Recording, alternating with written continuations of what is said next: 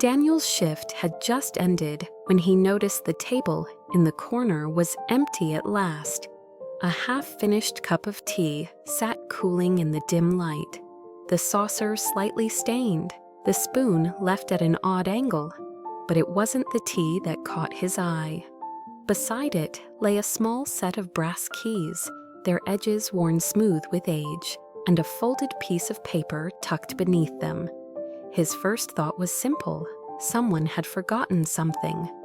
Yet as his fingers closed around the note, he saw the handwriting, shaky, uneven, as though written by a trembling hand racing against time. He opened it with the mild annoyance of a tired waiter. But what he read drained that fatigue and replaced it with something else entirely: confusion, disbelief, a pull of emotion so sharp he felt his chest tighten. "Daniel, you've served me with patience I never deserved. I'm moving into hospice. These are the keys to my home. I want you to have it. My family hasn't spoken to me in decades. They won't care. A lawyer's card is attached. Farewell." The words blurred as his eyes watered, not from sentiment alone, but from disbelief. Who leaves a stranger their house keys? Who trusts someone like him with something so final? Long before those questions, long before the keys lay waiting under that cup, Daniel had first met the woman who would come to change his life. Back then, she was only Mrs. Alden, a difficult customer whose name was spoken with dread among the staff. Daniel had not planned on becoming the backbone of his family at 23, but life rarely waits for permission. When his father passed unexpectedly, the weight of responsibility fell squarely on his shoulders.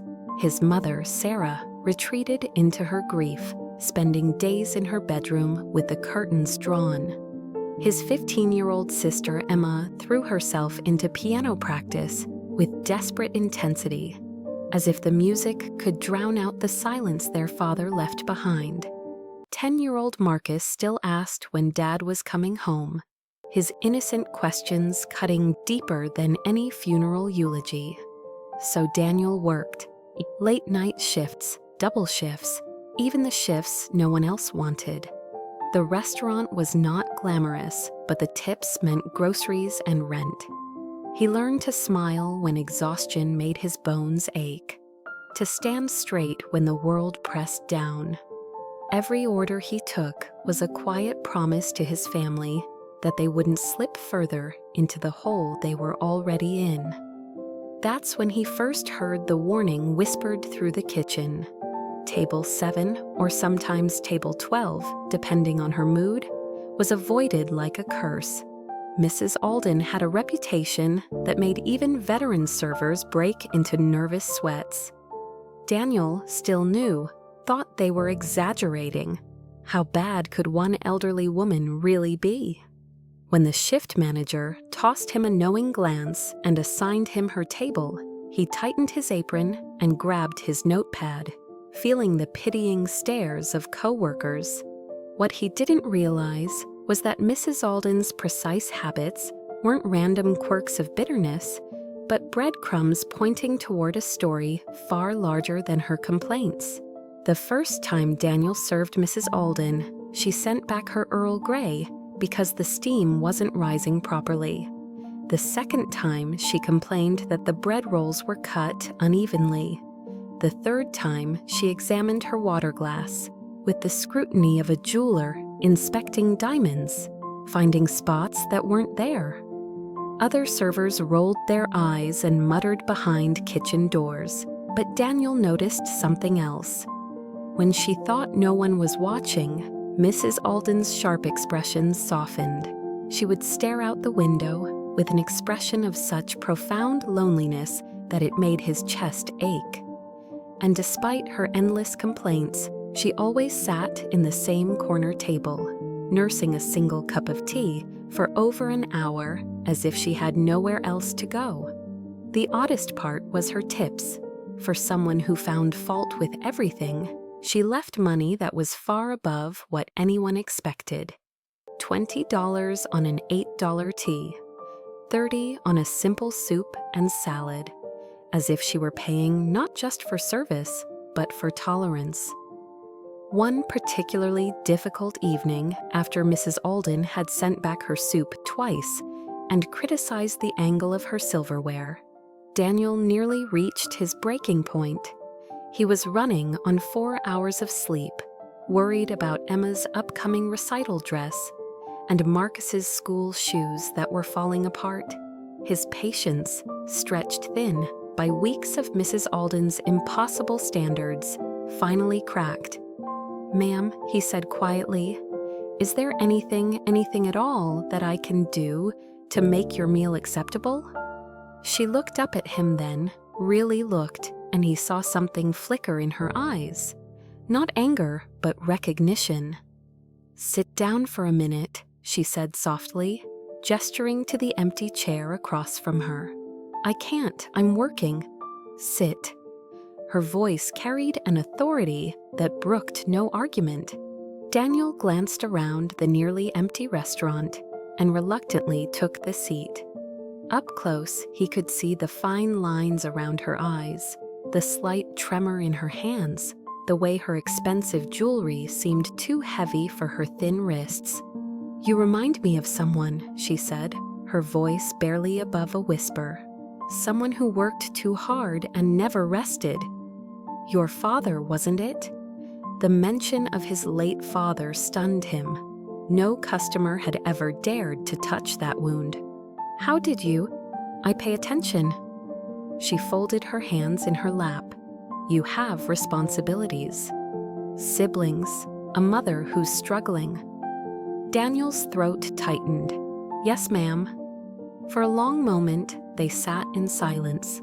Then Mrs. Alden did something that surprised him more than any of her complaints ever had. She apologized. "I'm sorry," she said simply, "for making your job harder than it needs to be." From that evening forward, something shifted. Mrs. Alden still found fault with her tea temperature and critiqued the presentation of her meals. But now Daniel understood it differently. Her complaints weren't about the food or service.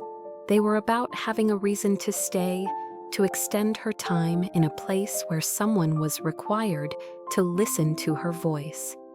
She began asking about his family with a precision that unnerved him.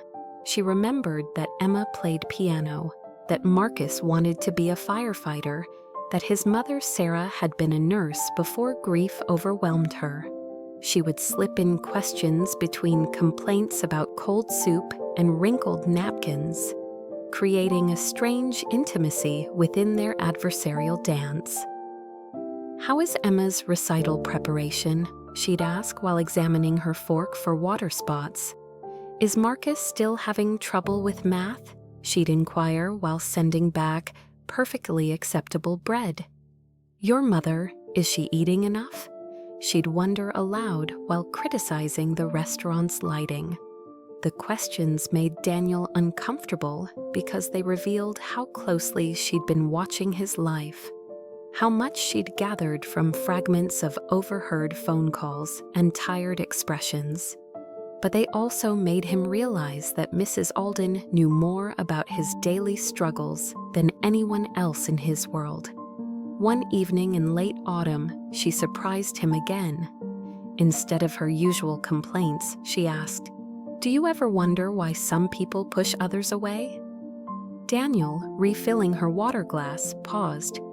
"I suppose maybe they're protecting themselves? Or punishing themselves," she said quietly. "Some of us learn too late that pride is a cold companion." He wanted to ask what she meant, but she'd already retreated behind her familiar mask of disapproval, critiquing the way he'd folded her napkin. The last evening came without warning. Mrs. Alden arrived later than usual, moving with a careful deliberation that Daniel had never seen before. She ordered her usual Earl Grey, but didn't touch it when it arrived. Instead, she sat quietly, hands folded in her lap, staring out the window at the empty street. For the first time in months, she offered no complaints. No remarks about temperature, no scolding about presentation, not even a sigh about the chair she always claimed was too hard. The silence felt heavier than all her criticisms combined. When she finally rose to leave, she moved with the careful slowness of someone saying goodbye. She placed her handbag over her arm and gave Daniel the faintest nod. No scowl, no sharp remark, just the barest acknowledgement of their strange, complicated relationship. After she left, Daniel cleared her table with an odd sense of finality. He expected the usual tip under her saucer, perhaps even larger than normal, given her unusually quiet behavior. Instead, he found the keys and the note that would change everything, standing there with the brass keys pressing cold into his palm. Daniel understood that Mrs. Alden's difficult behavior had never been about the food or service. It had been about loneliness so profound that even negative attention felt better than being invisible. And somehow, in his patience and persistence, he had given her something she hadn't experienced in years, someone who didn't walk away. The next afternoon, Daniel made his way to Sunset Manor Hospice, the lawyer's business card tucked in his wallet, and questions churning in his mind. The sterile hallways smelled of disinfectant and fading flowers, a sharp contrast to the warm chaos of the restaurant. He found Mrs. Alden in room 237, and the sight of her shocked him. The fierce woman who once commanded attention, with her complaints now looked impossibly fragile.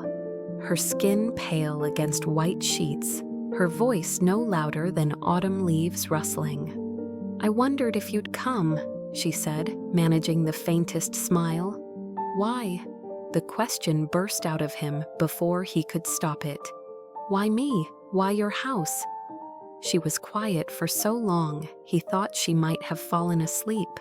Then she spoke, her words measured and careful, as if she were rationing her remaining strength. "I had children once, 2 daughters, beautiful, brilliant girls, who grew tired of their mother's sharp tongue and impossible standards. They tried to love me, but I made it so difficult. Pride, you see, is a terrible master. By the time I realized what I was losing, they were gone. Moved across the country, changed their phone numbers. I haven't spoken to them in 15 years. Tears slipped down her cheeks, and Daniel felt his own eyes burning. I was wealthy once, respected, even feared in some circles. But money can't buy forgiveness, and respect without love is just elaborate loneliness." She turned her head toward the window. "You reminded me of something I'd forgotten, that kindness exists without expectation, that patience is a choice, not a weakness, that families can be built, not just born." She reached for his hand with fingers that felt like paper. "My house should go to someone who still values those things.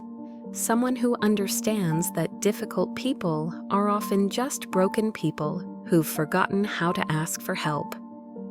Daniel sat with her until visiting hours ended, holding her frail hand and listening to stories of the daughters she'd lost and the mistakes that haunted her quiet moments. When he finally left, he understood that beneath years of bitterness had always been a heart desperate for connection, reaching for redemption before time slipped away. Mrs. Alden passed quietly 3 days later. The lawyer, a kind woman named Margaret Chen, handled the paperwork with efficient compassion. A week later, Daniel met with Margaret Chen in her downtown office to finalize the inheritance. The house, modest but beautiful, with its hardwood floors and sun-filled windows, became his through a will that Mrs. Alden had updated just days before her final visit to the restaurant. She was very specific about this, Margaret explained, sliding the deed across her desk. She said you were the first person in years who treated her with genuine patience, and that your family deserved a proper home. She also left a letter for you. The envelope was thick cream paper, and inside, Mrs. Alden's handwriting was steadier than in the restaurant note, as if she'd taken great care with each word. Daniel, by the time you read this, I will be at peace. You showed me that kindness is not weakness, and that some people are worth the patience others cannot spare. Raise your siblings in this house with love. Let them know that even broken people can choose to do something good before the end. Thank you for seeing the woman I used to be, buried beneath the woman I became. Standing in the living room for the first time, Daniel felt overwhelmed by the weight of such an unexpected gift. Family photos lined the mantelpiece, images of young women who looked like Mrs. Alden before life had hardened her features. He wondered if they would ever know what their mother had done in her final weeks, how she had tried to create something good from the wreckage of her relationships. The house transformed Daniel's family's life in ways both practical and profound. Emma finally had a room where she could practice piano without disturbing anyone. Marcus claimed the small sunroom as his fortress, filling it with toy fire trucks and superhero figurines. Their mother, Sarah, slowly began to emerge from her grief, drawn out by the bustling energy of a home that had space for healing. But the most significant change was in Daniel himself. He continued working at the restaurant, but the constant fear of financial collapse had lifted. More importantly, Mrs. Alden's story had taught him something about the hidden struggles of difficult people.